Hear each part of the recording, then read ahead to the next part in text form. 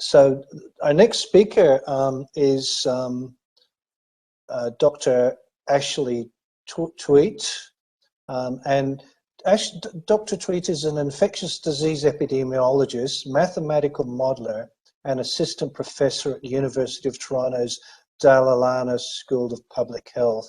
She uses models to project the spread of communicable diseases and better understand and quantify the health, economic, and social implications of different control measures and policies. She is particularly interested in the use of mathematical models to synthesize and communicate complex information and uncertainty. So when you do actually look at the slides from the science table, you look at the huge number of scientists behind what's being released, and Dr. Tuite is definitely one of them. So thank you so much for donating your time, Dr. Tuite. Thank you. Over to you. Thanks so much for having me. So the title of my section is Reflections, Forecasts, and Finding Points of Influence. And I'm going to spend probably a bit more time talking about forecasts and less about reflections, but if we could just go to the next slide. I just wanted to start, you know, I think we spend a lot of time hearing about numbers, and I think I personally, as somebody who works a lot with numbers, have gotten a bit numb, you know, over the past 2 years. And this week we passed a pretty grim milestone, which was that we had 30,000 Canadians who have been reported to have died of COVID. And I think it's really important that, you know, as we deal with our own fatigue and frustration as we are 2 years into this pandemic, that we take the time to reflect upon the lives that have been lost, people who have been affected in many different ways by this pandemic. And this is just, these are an example of some people who have died of COVID in Canada. Maclean's magazine has a project called They Were Loved, where they are attempting to have obituaries and memorials of all of the people who have died of COVID over the past 2 years in Canada. So I would recommend that you check that out if you have time, because it is important, I think, to remember. So I wanted to spend a bit of time, I guess, talking about the global picture, and then I was going to focus into what's happening in Ontario, since that's where I am and that's where I best know what's happening. So this is just the current state of the COVID-19 pandemic in the world. You can see we've had a lot of waves, and we're in the midst of another one. For comparison, I've plotted Canada on this graph relative to the world. You can see that as of December, we're starting to really take off compared to the global situation. I guess just wanted to emphasize the fact that as much as things feel pretty dire in Canada right now, we're not alone. Most of the countries that I've plotted on this graph here are countries where Omicron has become established and where they're dealing with a pretty rapid increase in cases, similar to what we're seeing, particularly in Ontario right now. So these are some data from Ontario updated this morning. Really, again, just wanted to emphasize what's been going on locally. And this is the top panel is showing the cases per 100,000 in different age groups. And you can see the progression of the pandemic starting in, this is April 2020, so the start of the pandemic onwards. And what you can see is that, you know, over the course of the pandemic, the age groups that have been affected have changed. And the very first part of the pandemic, we were seeing a lot of cases in our elderly population. And then thanks to vaccinations, as well as, you know, differential protective behaviors dependent on age, you know, that's shifted over time. And we're starting to see in this most recent wave, a lot more cases in younger adults as well as children. And, you know, the cases in children are really reflective of the fact that until a few weeks ago, we weren't able to provide vaccinations to that age group. And the bottom two panels are just showing what's been happening over time with respect to to tests as well as percent positivity. Again, just to show you how those trends have changed over time. I think the important thing to note with respect to tests is that, right now we are testing a lot. We're, at a point where, our lab capacity is pretty stretched.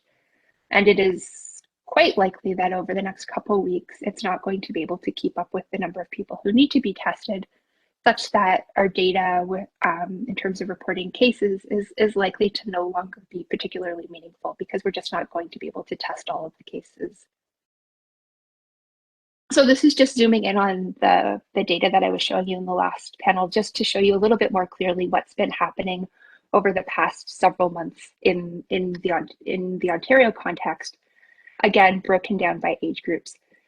And what I think is really notable is that, what we saw in the fall of this year was that most of the cases were concentrated in the younger age groups, and particularly the under 10 age group was leading. And that, again, reflected the lack of vaccination, the fact that, schools were open, and, we were starting to see lots of outbreaks in that setting. But what we've seen over the past several weeks is that there's been this pretty rapid increase in cases. And that increase has been seen across all ages, more strikingly in the younger age groups, but no age group has been spared in terms of this uptick in cases. I just wanted to share this slide, which is looking at the introduction and establishment of Omicron. Again, this is in Ontario. What it's doing is it's looking at samples that have the S gene target failure, which is a marker of Omicron in the population. And what you can see is that, starting at the end of November, we had relatively low prevalence of Omicron in the population. And over the course of a couple of weeks, these data are up until December 9th, it became very, very common in the population. So the estimate, I believe, on December 9th is around 30% of specimens were positive for the S gene target failure, so 30% Omicron. And the estimates that were generated by the Public Health Ontario report, which is where this figure is taken from, were that, based on lags in terms of, a case that is infected today will take some time in terms of them developing symptoms and getting tested and having that test reported. That, as of last week, they were estimating that the prevalence of Omicron in the Ontario population was probably around 80%. So I think it's safe to assume that if you were to get infected today, it is highly, highly likely that your infection would be with Omicron. So this, I realize, is a very, very busy slide in the sense that there are a lot of graphs here, but this is broken down by health unit. And really, what I wanted to emphasize here is that, there are differences across the province. If you look in the sort of 1, 2, 3 rows down, very first column, first column, 3 rows down, you'll see Kingston with this incredibly steep rise in cases. And, we're hearing a lot about Kingston in the news, particularly, and that, reflects the fact that they've had, up prior to last month, they were doing very well. They had very low case counts. They didn't have the same sort of experience as we had in the GTA in terms of, explosive growth in cases, and that really changed. But what you'll see across most health units is that there is starting to be this uptick in cases. We're seeing it in Toronto, we're seeing it in Hamilton, we're seeing it, pretty much everywhere. And I think what we should expect over the next couple of weeks is that, barring some sort of, drastic change in government policy, we should expect those trends to continue, given that most of the cases that are circulating right now are Omicron. These are just a couple of figures that I wanted to share. The one on the left is from the Ontario modeling table, and the Ontario science table, and the link was shared in the chat if you want to look at the full deck. And then the one on the right is looking at some projections that were generated for the Greater Montreal area. And what they're showing is what we might expect to see with respect to hospital capacity. We talk a lot about how, the metric that matters is hospital healthcare capacity. And, some people are saying, well, this is just a case-demic. We don't need to worry. Omicron is milder. It's, not the fact that it's infecting people who have been vaccinated means we don't really need to worry. And to that, I would say that's not true. We don't yet know, the full details in terms of, how much more virulent or less virulent Omicron is compared to Delta. But what modeling has shown is that, given where we are right now, and in the absence of any significant change in our public health policies, our healthcare capacity is going to be strained and most likely overwhelmed. So the Ontario estimates are showing what we expect to happen with ICU occupancy over the next couple of weeks. And then the figures on the left are showing the bottom two in orange are showing what we would expect to see with respect to hospitalizations. And what you'll notice is that the graphs are sort of cut off. So they're not showing what that peak is going to look like. And so I think what you can infer from that is that, they reach a point where, you just don't have the capacity to treat everybody who needs to be treated. Again, this is a slide taken from the modeling table deck that was shared yesterday. Looking at, what we can do. I think this is not, we're at a place right now where there's not a lot of positive things to say, where we have this highly transmissible variant that's very prevalent in our population, and it's spreading very quickly.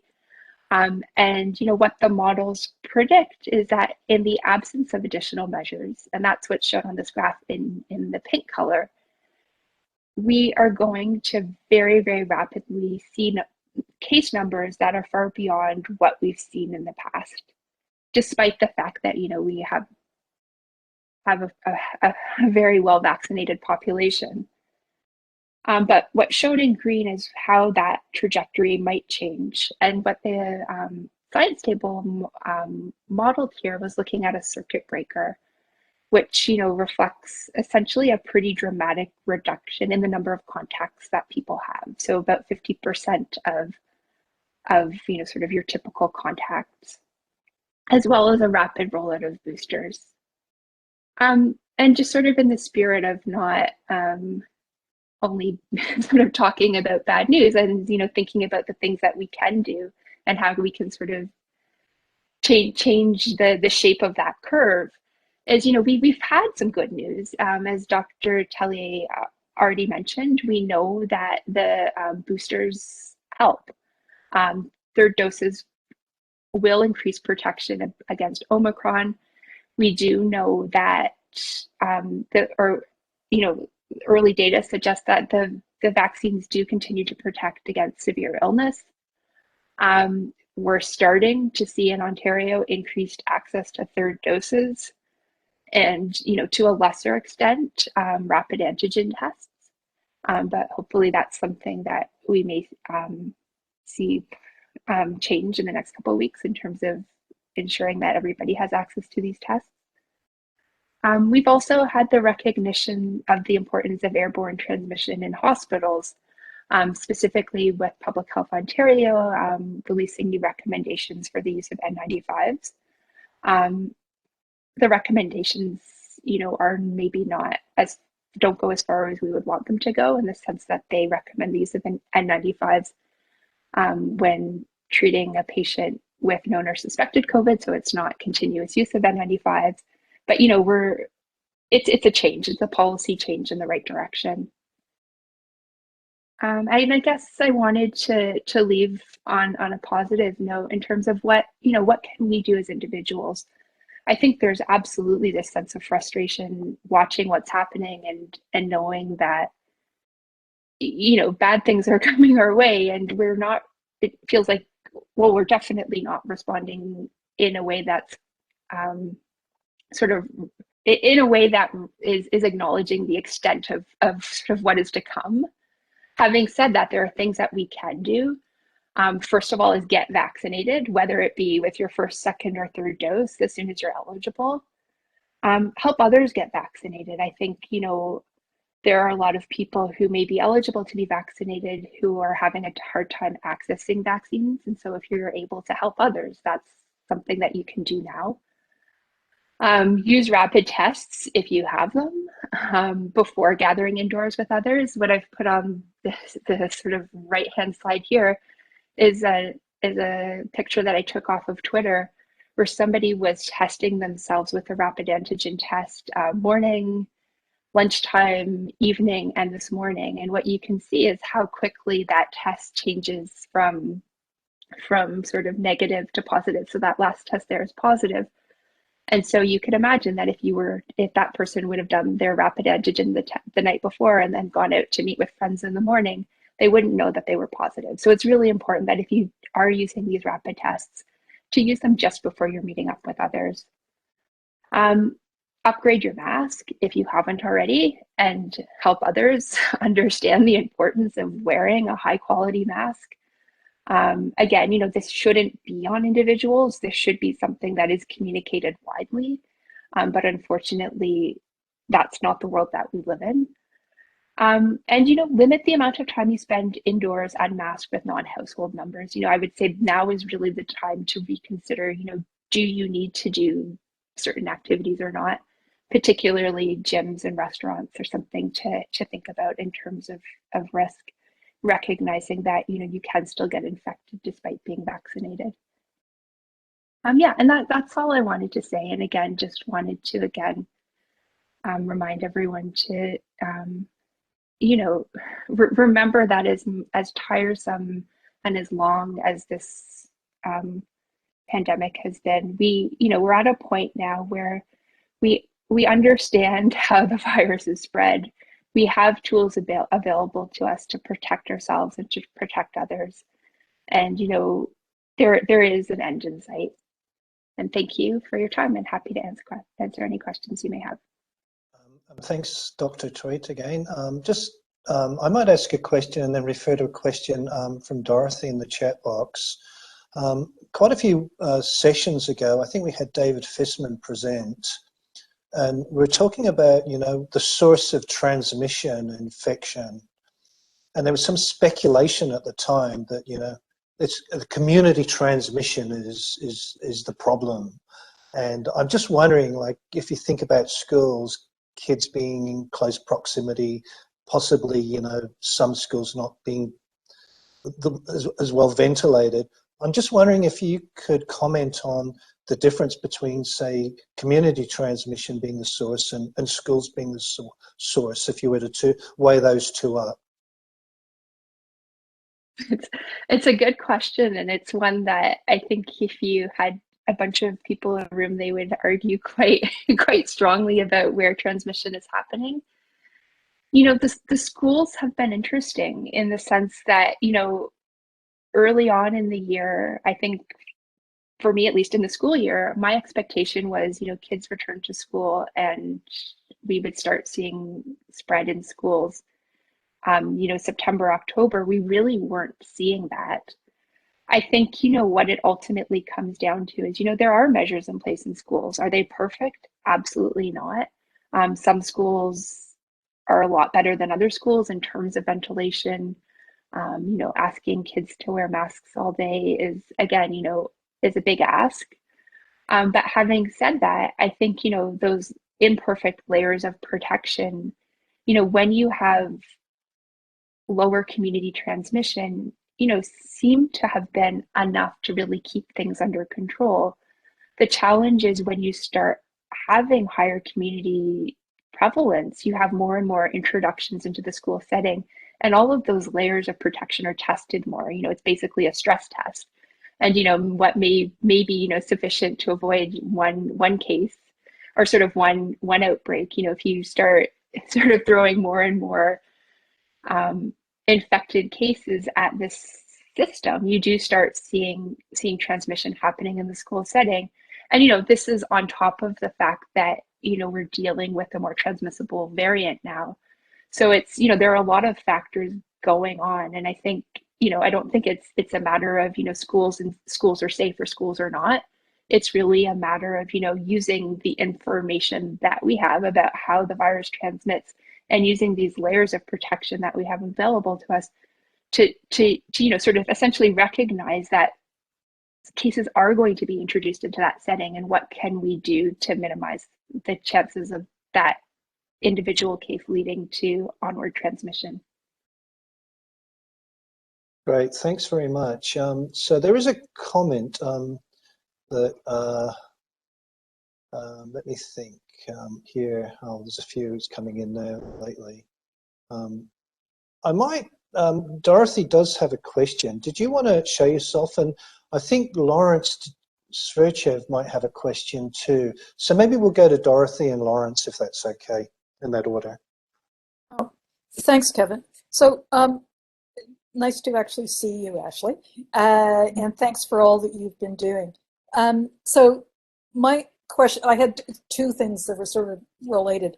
One is why we are using hospitals as sort of the cutoff point for saying, oh, we've got to worry, when in terms of prevention, it's pretty, high up the ladder, so to speak, in terms of people getting infected.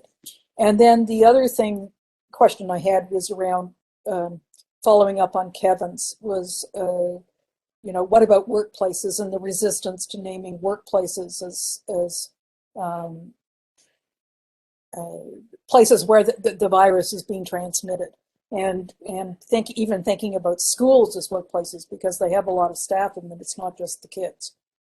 So thoughts about either of those, or both of them? Sure. Yeah, no, I mean, you're right in terms of the hospitalizations. It's a lagging indicator, and by the time you have a problem in your hospitals, it's too late. You have these, you have cases that are infected that are sort of in the pipeline that will end up in hospital. And so that's been a problem throughout the pandemic, is, we use hospitals, or we use ICU beds as a way to essentially say, we have a problem. And by the time that we react, it's too late. The question as to why we continue to do that, I don't have an answer for that. I mean, it's not sensible. I think the thing with hospitalizations in terms of,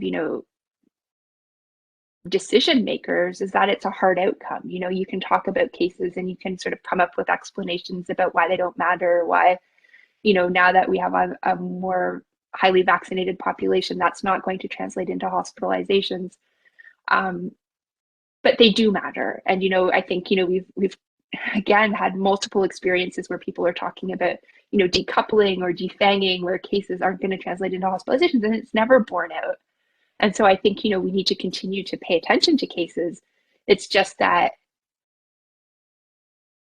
as for whatever reason, that doesn't seem to resonate with the people who are actually making policy and making decisions. In terms of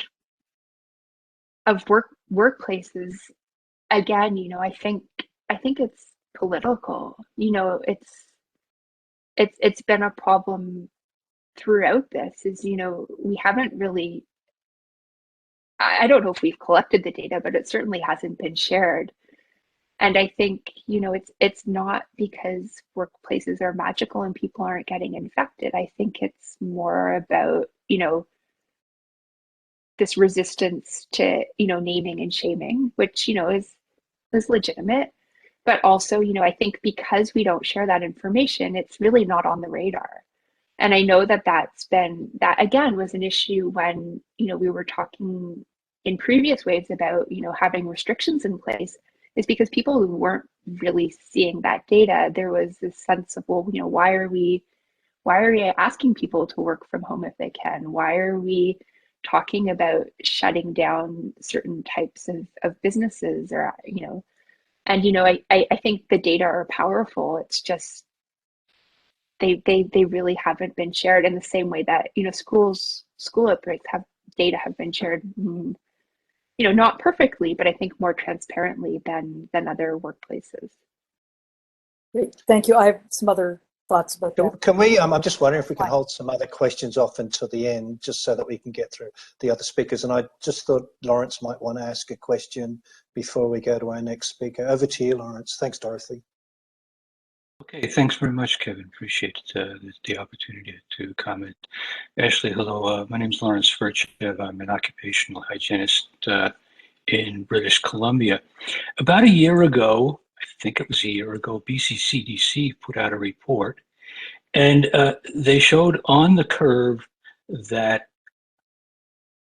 when school opened, about a month after schools opened, that school children and schools in general did not appear to be places of transmission. They came to the conclusion that school opening has nothing to do with transmission. I scratched my head and said, hold on a second. When schools open or close, or we get major holidays, more and more adults get put into the traveling population. So you take your kid to school and then you go to a coffee shop with your friends or some, that type, or go shopping, stuff like that. Sometimes I think we're looking at the data incorrectly when we say schools are not the biggest places of transmission, because opening and closing of schools does result in public transmission, exposure. So I don't know if that's still the case. The data is getting increasingly more complicated with this new variant and the emphasis put on it. That's one comment I would make. The second comment about workplaces in general, other than hospitals and other than schools as workplaces, is that the workplace, construction site, a manufacturing place, a whole bunch of things. In these places, employers have the responsibility to put in place mechanisms of control. It's much easier to control a workplace than it is to control the public, because there are multiple other hazards in the workplace that occupational health and safety programs require an employer to, say, prevent exposure to silica or asbestos, or hearing prevention is required. So the workplace is a place where we can control not only exposure within the workplace, but bringing the hazard of SARS-CoV-2 into the workplace and exiting the workplace. The workplace is an excellent method of controlling public and worker exposure. So I'll just leave it at that. So thanks, Lawrence. And unless you have any response to that, Ashleigh, I think it was more a comment, and I think we're all kind of pretty on board with that as well. I just want to thank you so much for donating your time again, and it's really lovely having you, and hope you can stay till the end.